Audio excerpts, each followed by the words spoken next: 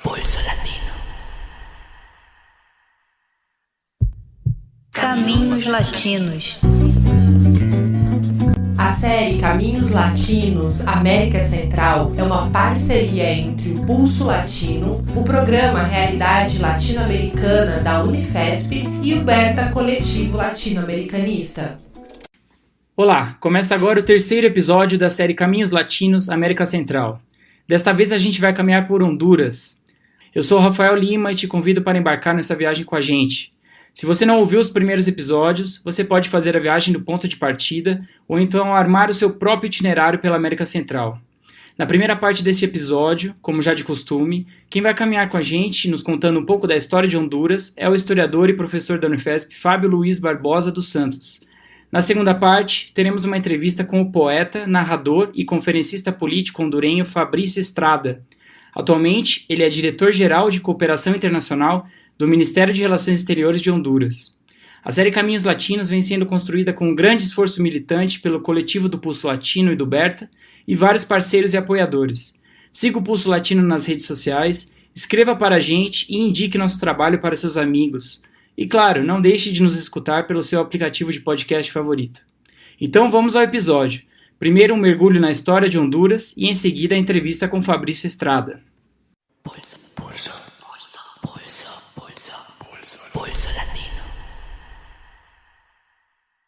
Olá, eu sou Fábio Luiz e no episódio de hoje nós falaremos sobre Honduras, país que foi visto como o protótipo da República Bananeira no século XX e que ganhou as manchetes internacionais em 2009, quando a derrubada do presidente Manuel Zelaya inaugurou uma modalidade de golpes que o Brasil conheceu alguns anos depois. Nesse sobrevoo de Honduras, eu vou destacar o papel do país durante a insurgência na região no fim da Guerra Fria, o golpe que derrubou Zelaya em 2009 e a degringolada do país na direção do narco-estado, um processo que parece ter sido interrompido quando a esposa de Zelaya, a Xiomara Castro, assumiu a presidência em 2022. Ou será que não? Bom, esse vai ser um dos assuntos da segunda parte do episódio. Então vamos lá. Diferente do papel que o café teve na Guatemala e em El Salvador, Honduras não teve um produto de exportação que serviu como eixo da inserção internacional e da coesão de classe, e o que prevaleceu foram grupos dominantes dispersos em pequenos núcleos regionais, isolados entre si.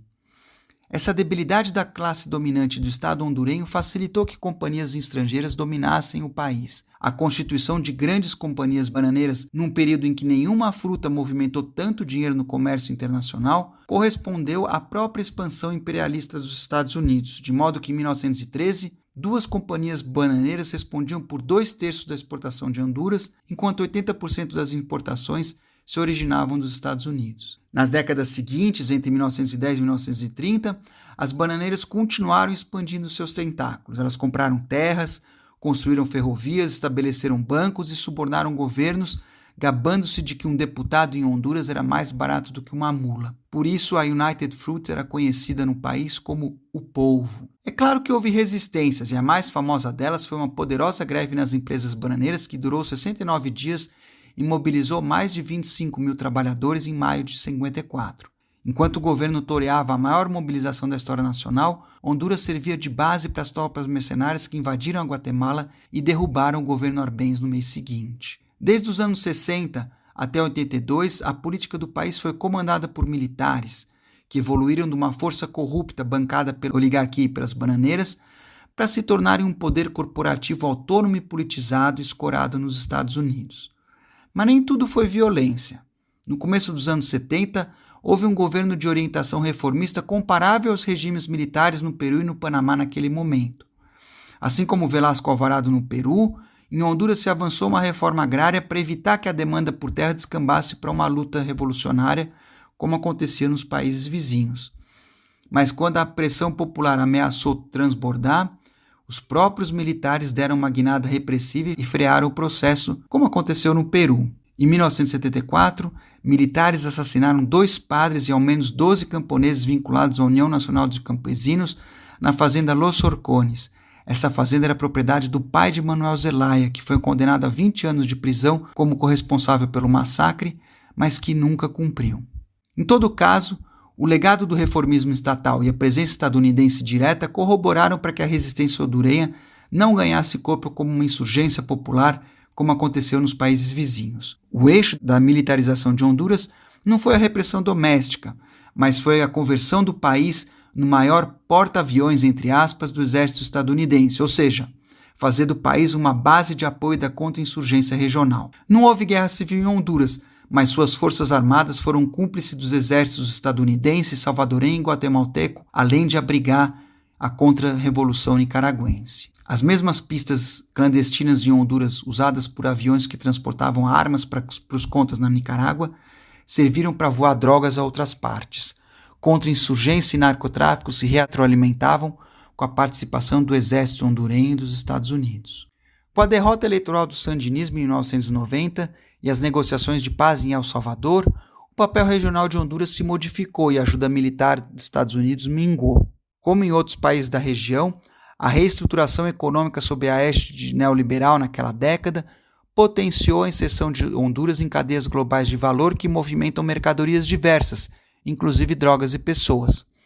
A indústria maquiladora, as zonas econômicas especiais, a mineração, palma africana e o megaturismo reorganizaram fluxos e territórios num sentido globalizante, tanto quanto o narcotráfico e a imigração e as remessas que ambos aportam. Entre 1990 e 96, o número de maquilas em Honduras saltou de 26 para 200, principalmente da indústria têxtil que fabrica para marcas como Nike, Adidas e Gap. Atualmente, as maquilas correspondem à metade das exportações do país. Em 1998, o furacão Mitch teve efeitos devastadores. Estima-se que 6 mil hondurenhos morreram e outros 600 mil perderam suas casas, o que correspondia a 10% da população. A reconstrução que seguiu foi também uma oportunidade de reordenamento mercantil e territorial. Por exemplo, na paradisíaca franja caribenha que abriga a segunda maior barreira de corais do mundo depois da australiana, o governo fomentou resorts, palma de óleo e mineração, causando conflitos com a população garífuna, que teve 4 lideranças sequestradas e desaparecidas em 2020. A adesão ao Tratado de Livre Comércio, CAFTA-RD, em 2005, aprofundou esse modelo e seus desequilíbrios. Honduras tem uma balança comercial cronicamente negativa e também depende das remessas de trabalhadores nos Estados Unidos para fazer o país rodar. Em 2021, elas beiravam 22% do PIB. No avesso da globalização, emergiram as maras e pandilhas, que ganharam corpo junto com o crescimento das maquilas, a migração do campo para a cidade, a expansão das periferias urbanas e a incorporação de mulheres ao mercado de trabalho. Com a degradação do tecido social, essas organizações se enredaram em atividades delitivas e se converteram no principal vetor da violência do país. Em 87, a taxa de homicídios em Honduras era de 10 casos para cada 100 mil habitantes. Durante os anos 90, esse índice se multiplicou por 4 e continuou subindo no século XXI. Em 2011, ultrapassou 90 casos para cada 100 mil habitantes. Honduras está entre os países mais violentos do mundo sem viver uma guerra. A violência urbana foi pano de fundo para a implementação de políticas de mano dura, principalmente na presidência de Ricardo Maduro do Partido Nacional entre 2002 e 2005, um empresário que perdeu o filho numa tentativa de sequestro. Como em El Salvador, essa política inchou prisões e colaborou para estruturar as relações das maras com negócios ilícitos, ao mesmo tempo em que cresciam os nexos entre o crime organizado e o poder público. Em 2006, Maduro foi sucedido pelo liberal Manuel Zelaya. Até aí nenhuma novidade, já que esses dois partidos, o Nacional e o Liberal, se alternavam no poder desde 82. Esse filho da oligarquia fundiária prometeu combater as maras, a corrupção e a pobreza, como muitos prometiam. O Zelaya, no melhor dos casos, era um político liberal com sensibilidade social. Esse cenário se modificou quando Honduras se aproximou da Venezuela para importar derivados de petróleo via Petrocaribe em meio a uma crise energética. Logo, o Zelaya anunciou como uma segunda independência o ingresso do país na alternativa bolivariana para os povos de nossa América, a chamada ALBA. Embora naquele momento o barril do petróleo rondasse $150, o Conselho Hondurenho da Empresa Privada descreveu essa aproximação como uma aliança política e militar de natureza ideológica que conspira contra o livre comércio, o exercício das liberdades individuais e a autodeterminação. Só que o Zelaya não recuou. E logo depois de se engajar na ALBA, ele subiu em quase 40% o salário mínimo e anunciou a intenção de consultar a população sobre uma Assembleia Constituinte. Essa proposta foi interpretada como uma guinada à esquerda do governo. No campo popular, se conformou uma frente para respaldar a proposta de uma nova Constituição que substituísse a carta promulgada no ambiente contra-insurgente dos anos 80. Mas esse apoio popular a uma refundação do país lembrava a vereda trilhada por Venezuela, Bolívia e Equador naqueles anos, e isso insuflou o temor da classe dominante, inclusive no próprio Partido Liberal. Quando Zelaya oficializou a intenção de fazer a consulta, o país se dividiu. O presidente contou com o apoio dos seus correligionários, do campo popular e da esquerda. Mas contra o presidente estavam o Congresso, o Ministério Público, a Corte Suprema de Justiça, o Supremo Tribunal Eleitoral, empresários, imprensa, a cúpula religiosa, a cúpula militar e os dois partidos. O próprio liberal que presidiu o Congresso, Roberto Micheletti, se converteu num dos principais conspiradores. Por trás da crise política se abriu uma fissura na dominação oligárquica, comprometendo o domínio de liberais e nacionais que se alternavam na presidência desde o fim das ditaduras militares. No domingo 28 de junho de 2009, a data prevista para a consulta, o presidente foi preso de pijama e levado num avião militar. A manobra se escorou numa bizarra tese jurídica que condenava o presidente pelo que seus inimigos diziam que ele pretendiam fazer e fazia isso violando as normas processuais e a Constituição que eles diziam defender. Foi a primeira vez em quase 30 anos que um presidente eleito não completou o mandato no país. A comunidade internacional percebeu os acontecimentos em Honduras como um golpe. No plano doméstico, a reação foi diferente do que aconteceu com Lugo no Paraguai em 2012 ou com a Dilma no Brasil. Isso porque o golpe em Honduras foi precedido de uma mobilização em apoio ao projeto em causa. Essa mobilização cresceu com o golpe e levou à formação de uma Frente Nacional de Resistência Popular. Em resposta, o governo ilegítimo suspendeu as liberdades de expressão, de associação e de circulação e desencadeou uma onda de violência política. Zelaya tentou retornar ao país uma semana depois num avião venezuelano que partiu dos Estados Unidos, mas se deparou com um forte dispositivo militar que ameaçou derrubar a aeronave enquanto atirava na multidão que o esperava, fazendo a primeira vítima fatal do golpe, Isi Obed Murillo. Zelaya ainda tentou regressar por terra desde a Nicarágua, antes de voltar de modo clandestino e se refugiar na Embaixada Brasileira em Tegucigalpa. Mas, em resposta, o governo do golpista decretou estado de sítio e militares cercaram a embaixada, impedindo o abastecimento de alimentos, enquanto a água e a eletricidade foram cortadas. O passado tempo favoreceu o presidente golpista, que bloqueou qualquer solução negociada, enquanto Zelaya foi sendo abandonado no plano internacional. Os Estados Unidos passaram da indignação à indiferença e logo à conivência, uma conivência que se expressou no apoio às eleições que normalizaram o golpe no fim de 2009. Essas eleições foram realizadas sob estado de sítio e levaram à presidência quem? O candidato do Partido Nacional derrotado por Zelaya em 2006. O governo de Porfírio Lobo, entre 2010 e 2014, se encarregou de, entre aspas, lavar o golpe e normalizar a ruptura institucional, e isso envolveu altos níveis de corrupção e violência. Essa normalização incluiu negociações para o retorno de Zelaya ao país e a conversão da Frente Nacional de Resistência Popular em um partido político, uma decisão criticada por movimentos populares como a Ofrané e o Copim, liderado por Berta Cáceres. 10 anos depois, Libre venceu as eleições, levando à presidência Xiomara Castro, esposa de Zelaya. O golpe que depois Zelaya intensificou as engrenagens de despossessão que produzem migrantes e drogas em escala massiva. Nos 12 anos de domínio do Partido Nacional foram aprovadas numerosas leis e decretos para conceder recursos naturais e bens nacionais por longos períodos de tempo. Essa renovação das engrenagens da despossessão foi acompanhada do que Miriam Miranda descreveu como uma colombianização de Honduras, ou seja, um estreitamento dos vínculos entre a política e as atividades delitivas, borrando as fronteiras entre negócios lícitos e ilícitos, entre a violência estatal e privada. A costa caribenha se tornou uma porta de entrada para rotas do tráfico que partem da Colômbia, enquanto ambos países se tornaram, junto com a Guatemala, os principais produtores de palma africana no continente. A Colômbia também assessorou o governo em termos de inteligência e segurança, ao mesmo tempo que exportou o paramilitarismo para um país que tem 5 vezes mais agentes de segurança privada do que conscritos das Forças Armadas.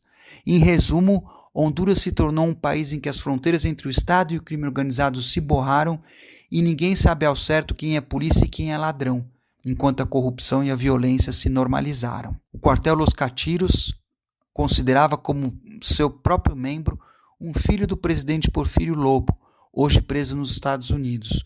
Outro filho do ex-presidente foi assassinado em 2022 por criminosos com farda policial, como aconteceu no sequestro que desapareceu com 4 lideranças garífunas. O Partido Nacional no pós-golpe se afirmou como uma federação que acolhe políticos e funcionários envolvidos em negócios criminosos que vão da madeira ao tráfico de drogas, passando pelo roubo de fundos públicos.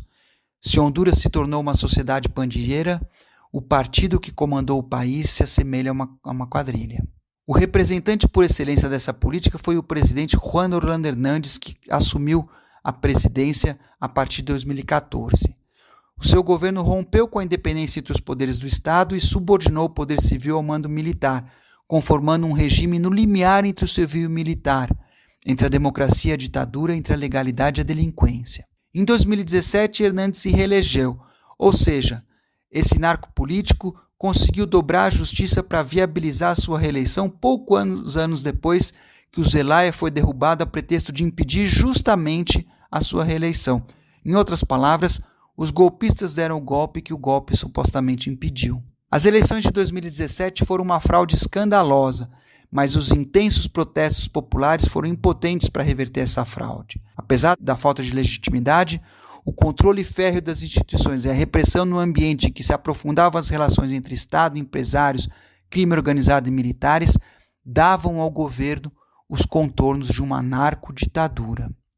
Foi no primeiro ano do segundo mandato de Orlando Hernández que se conformou a primeira caravana de imigrantes da América Central. Nesse ano, 2/3 da população hondurenha era pobre e quase a metade vivia abaixo da linha da pobreza. Enquanto Honduras produzia drogas imigrantes em escala massiva, fios soltos conectando o narcotráfico à cúpula do Estado começaram a se ligar. Criminosos que o próprio governo extraditou para os Estados Unidos fizeram delações que comprometeram o presidente. A situação se agravou com a prisão do seu próprio irmão, Tony Hernández, e pouco adiantou transferir a embaixada hondurenha para Jerusalém para agradar Trump. Orlando Hernández caiu em desgraça com seus aliados antes mesmo do Biden assumir a presidência. Ainda assim, o presidente chegou ao final do segundo mandato com um firme comando do narco-estado. Para a oposição, só um triunfo eleitoral incontestável à maneira de López Obrador no México impediria uma nova fraude. Nessa situação, o bipartidismo perdeu a bênção dos Estados Unidos e de setores do capital.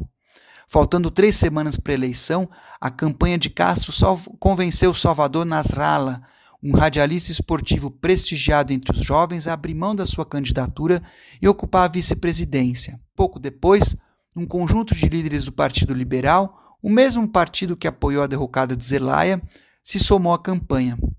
Esses apoios da direita criaram uma situação no qual o candidato de Orlando Hernández só poderia se impor pela força, e isso as Forças Armadas não toparam.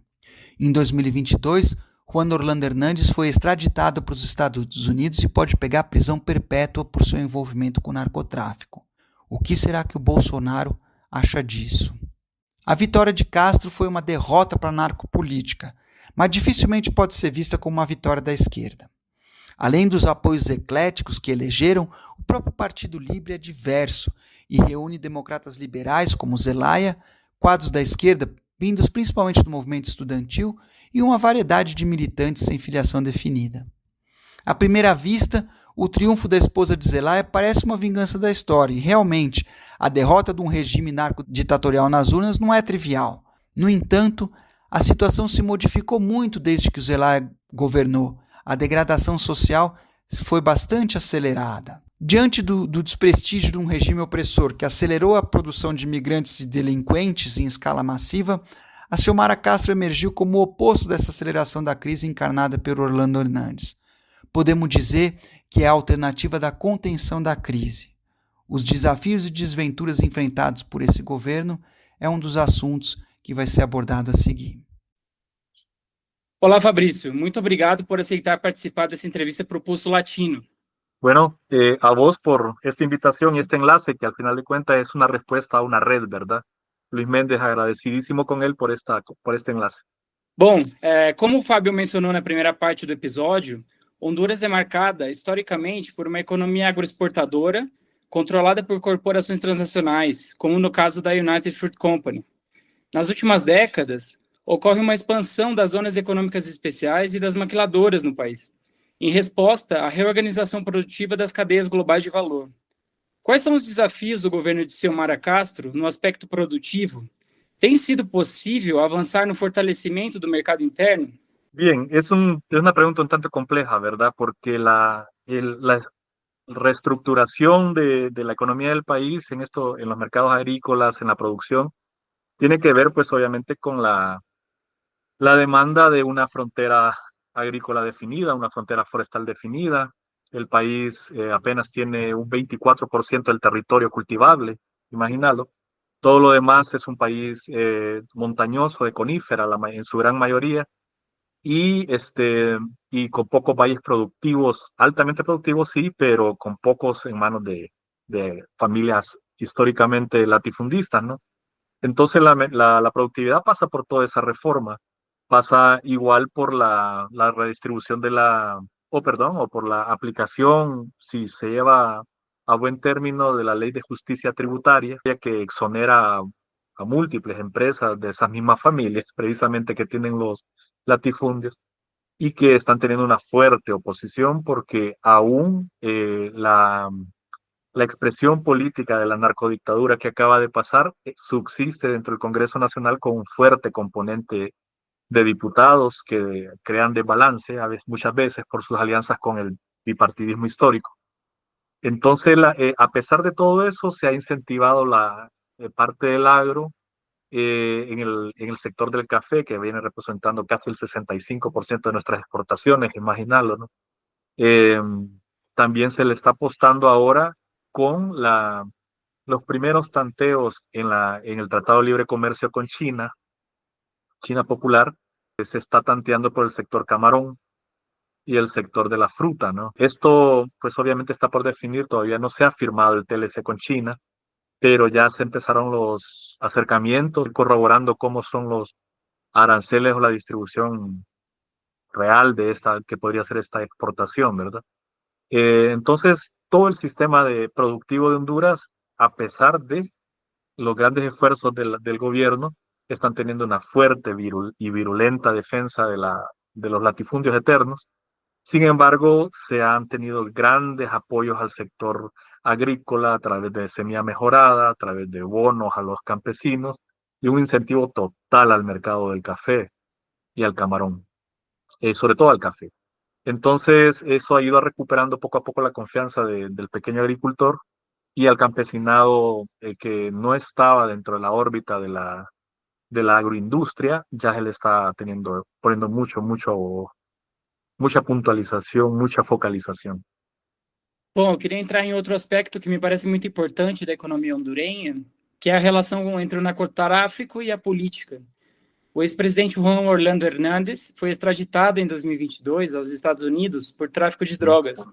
Há alguns meses, o chanceler hondurenho Eduardo Henrique Reina anunciou o fim do Tratado de Extradição entre Honduras e os Estados Unidos, celebrado em janeiro de 1912. Qual foi a motivação política dessa medida e que impactos pode ter nas relações do país com os Estados Unidos? La relación con Estados Unidos sigue siendo en muchos aspectos tutelar, ¿verdad? Estados Unidos, en su intervención histórica a Honduras, ha creado hasta los mismos tratados de extradición impuestos por Estados Unidos a través de sus políticas con la DEA. Tienen aproximadamente desde 1980, digamos, para acá. Esto fue creado como un convenio, digamos, de alta impunidad a la soberanía o de violentación a la soberanía judicial, digamos, del país, porque no solamente ha sido hacia narcotraficantes la extradición, sino que también hay otras formas en que se ha ido coaccionando la soberanía judicial, digamos así, nuestra jurisprudencia, ¿va? Sin embargo, pues muy obvio que Honduras ha debido dar un producto así muy abundante de extraditables. ¿Por qué? Porque la misma acción de la DEA dentro de Honduras creó capos enormes, ¿va? malos cálculos será, malas políticas, malas estrategias, pero el sumum plus ultra de todo esto fue que Juan Orlando Hernández se convirtiera en presidente del país, siendo realmente un jefe de la droga de un alto cartel, ¿va? Que dominó al país, y obviamente está en Nueva York preso por esas leyes de extradición, y eso ante el pueblo que elige a Xiomara Castro era una de las grandes objetivos, sacar a Juan Orlando y que fuera extraditado. Entonces casi fue una promesa de campaña la extradición.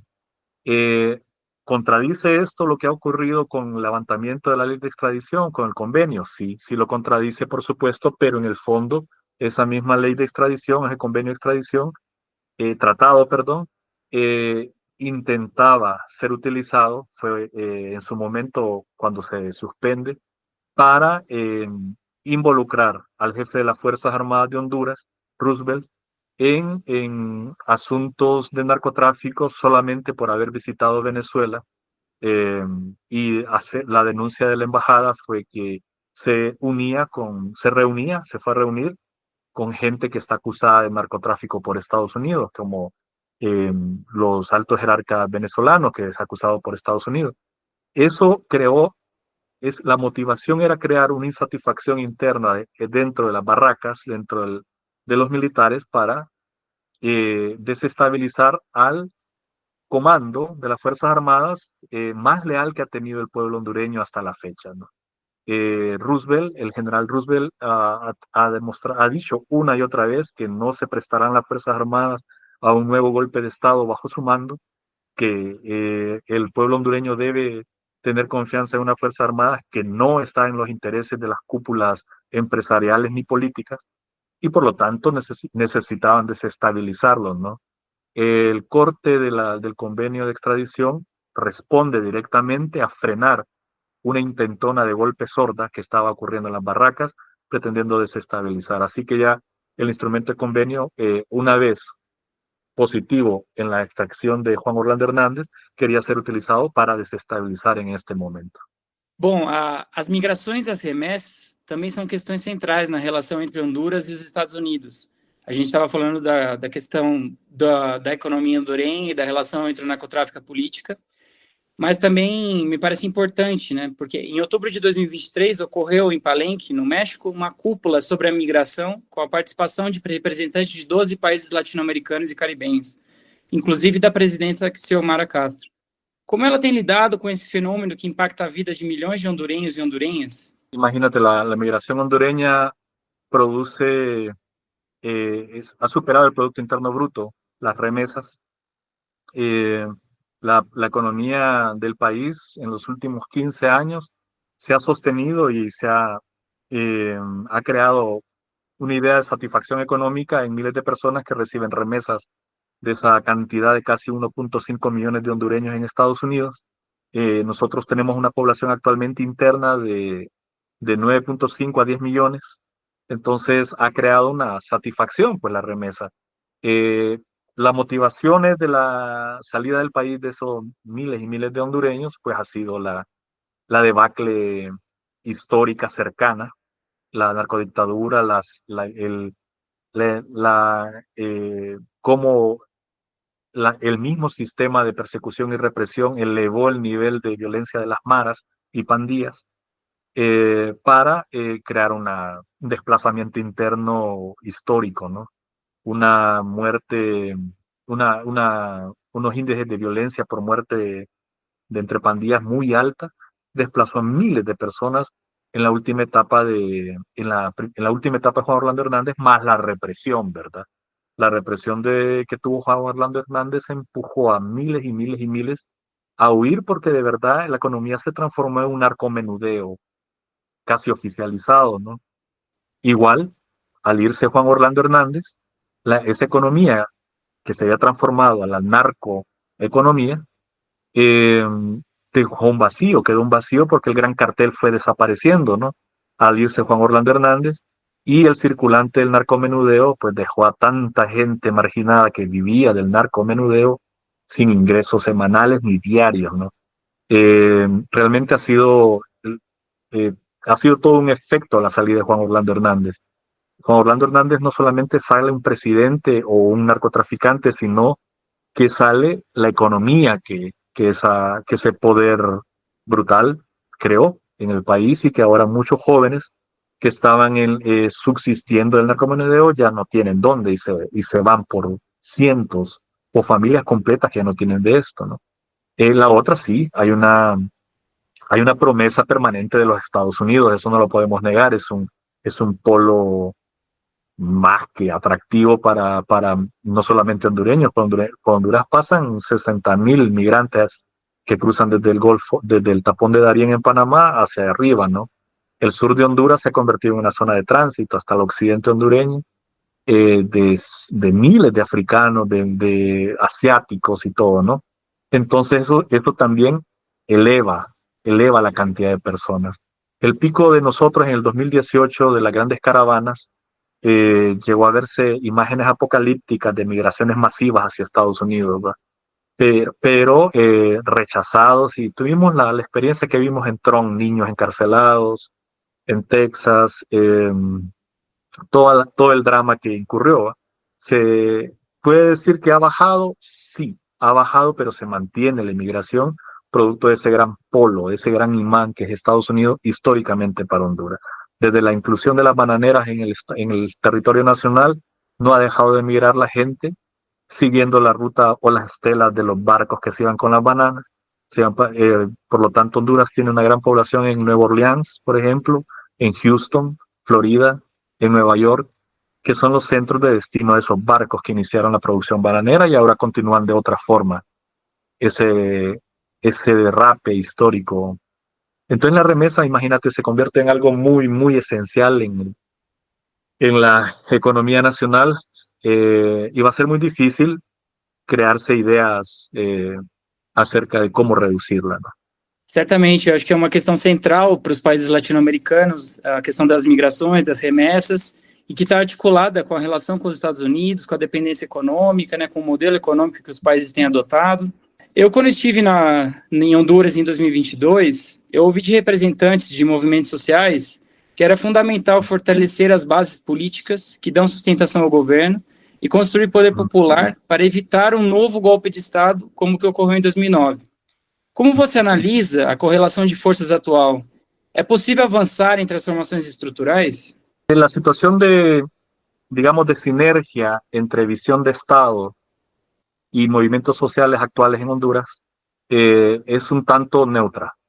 ¿Por qué? Porque siempre mantuvo los movimientos sociales que la agenda era refundar el país, pero dentro de una autoconvocatoria del movimiento social.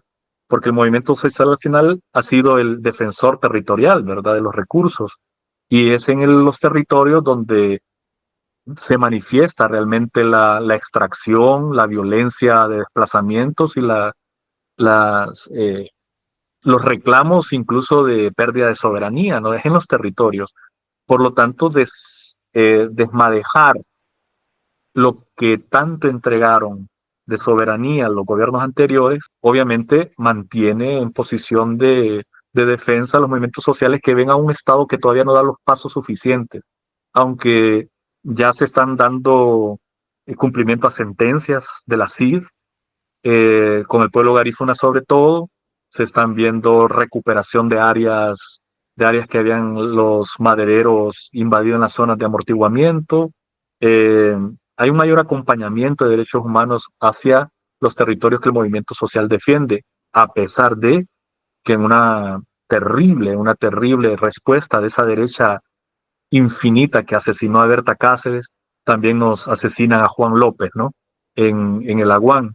Es decir, prácticamente a coro, casi coordinados, esa derecha dijo, pues bien, Libre también tiene su asesinato, no solo la derecha, sí, casi decían eso prácticamente los medios. Si nosotros asesinamos a Berta Cáceres, ustedes mataron a Juan López, ¿verdad? Una falsedad, porque los elementos estructurales que mantenían la amenaza hacia Juan López, en el caso del defensor del agua, ¿verdad? Con todo el movimiento que estaba en el Aguán, eran precisamente los actores de la derecha que apoyaron a la narcodictadura, ¿verdad?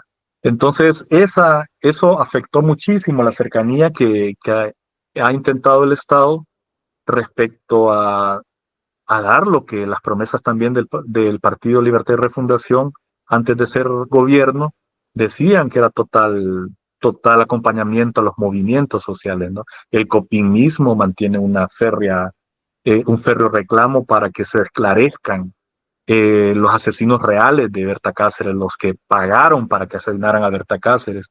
Todo ese movimiento tiene una dificultad en cómo se soluciona los nidos de corrupción que el sistema judicial mantiene y que neutralizan esas investigaciones, ¿verdad?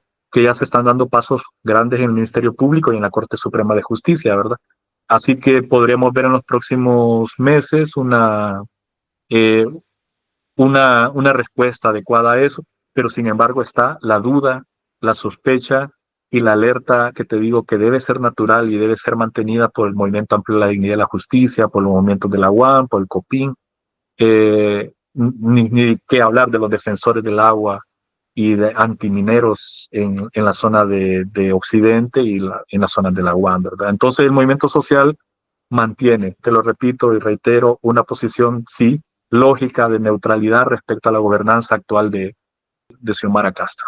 Bom, em 2024, nesse ano, a Honduras assumiu a presidência pro tempore da Comunidade de Estados Latino-Americanos e Caribenhos, a CELAC, que é um mecanismo de integração que incorpora os 33 países independentes da América Latina e do Caribe. A integração latino-americana pode contribuir para a estabilidade do país e para a ruptura com a dependência, na sua visão? Probablemente sí, pero imagínate que la reorganización del Grupo de Lima ha estado moviendo oposición a la presidencia pro tempore de la presidenta Xiomara Castro y ha estado negándose a las propuestas que como presidenta de del CELAC, la presidenta Xiomara Castro ha ofrecido a Latinoamérica. El caso, por ejemplo, negarse en primera instancia a la intervención militar en Haití, y que la respuesta de ese pequeño grupo de Lima inserto en CELAC sea decir que ellos no fue consensuado, que no tiene por qué dar declaratorias que no han sido consensuadas. ¿Y quiénes son los que dicen eso? Del grupo de Lima dentro de la CELAC. O sea, también han habido otras reacciones, así que nuestra posición de CELAC ha sido muy, muy coherente con todo lo que se dijo siempre de la creación de la resistencia hondureña al golpe de Estado del 2009, ¿no? El golpe de Estado del 2009 fue el golpe en las piezas de dominio en Latinoamérica que empujó, por ejemplo, al golpe de Estado contra Lugo en Paraguay, y después, etcétera, etcétera, etcétera, todo lo que vino, ¿no?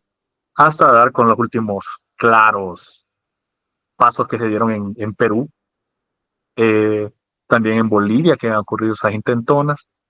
Destrabó una idea del pasado que creímos haber terminado y nuestra coherencia nos exige mantener y defender la soberanía latinoamericanista, ¿verdad? Eso en cuanto a nuestra posición hacia el CELAC y nuestras propuestas y la propuesta de la presidenta Xiomara Castro. A nivel interno, la CELAC, ¿en qué acompaña? Pues por supuesto acompaña, ya hay mayor apertura de otras formas de negociación. La última CELAC en Honduras promovió la exportación de café, el intercambio del café, que lo que te decía inicialmente, casi el 65% de nuestras exportaciones son de café, ¿verdad? Entonces estamos enfocándonos en eso, en cómo fortalecer los nexos comerciales a través de la promoción comercial, ¿verdad? El CELAC es vital para ello, tanto como el CAF mismo a nivel financiero, ¿no? La CELAC viene a dar como una apertura ya más dinámica y ahora desde el poder, ese ideario soberanista latinoamericanista ya puesto desde las propuestas de Xiomara Castro, nuestra presidenta, dentro de la CELAC. Bom, eu queria agradecer, Fabrício, pelo seu tempo, pela sua disponibilidade. Certamente vai contribuir para que se conheça mais sobre a Honduras no Brasil, que é nosso grande objetivo com essa série, né? Então, estamos em contato, um forte abraço. Estoy a la orden. Gracias, Rafael, obrigado. Pulso. Pulso. Pulso. Pulso. Pulso. Pulso. Pulso.